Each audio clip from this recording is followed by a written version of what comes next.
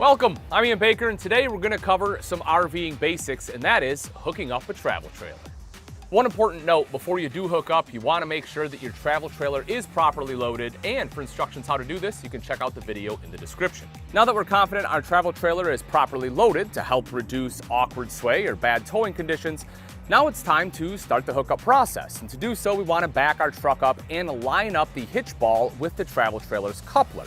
Now you can obviously do this using mirrors or looking out the back window if you have a truck, but preferably you can use a guide or a spotter to help you line it up.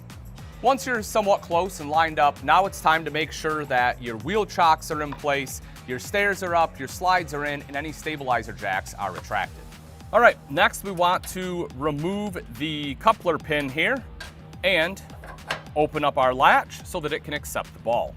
Our next step is to raise the trailer coupler higher than the ball so that we can back the truck underneath it. This one has a power tongue jack, so I'm simply going to touch the button and raise it up. So with our coupler raised up, next up we're just going to back the truck up so that ball goes underneath, so that way we can drop the coupler down on it. Obviously, good communication with your spotter here will be key so you know when to stop. Once we're in position, we're simply going to put it in park and set the parking brake. Now that we're lined up, we're going to drop the coupler down onto the hitch ball and then close our safety latch. Now, if the latch doesn't shut completely, we'll want to get in our tow vehicle and pull forward ever so slightly, obviously releasing the parking brake, and that should allow that latch to close down. Okay, now that our latch is in place, we are going to lock the latch with a pin. That is something you want to make sure you do, otherwise this can pop up, become unattached. Obviously, that is a horror story. We do not want that to happen. Then we're going to hook up our safety chains. They should be in a X formation underneath. They're going to attach right here on the hitch. Once those are attached, then it is time to attach the breakaway cable. Couple quick things I want to talk about on this. One, do not wrap it around your chains. It's a common mistake people make.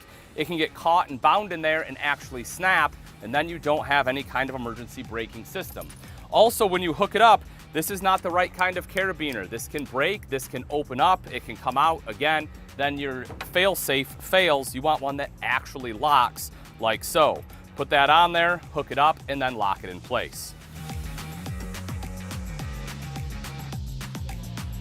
With our safety chains and our breakaway cable hooked up, now it's time to simply plug in the wiring and completely raise up the tongue jack.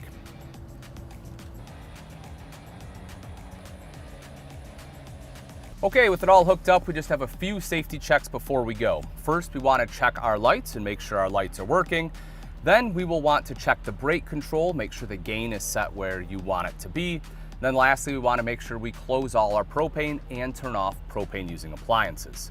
Lastly, while this is an easy method, honestly, I personally recommend having a weight distribution hitch to help redistribute the weight as well as for some sway control, just to give you some better towability while going down the road. But that wraps it up for today, folks. Thanks again for watching. I'm Ian Baker, and until next time, we'll see ya.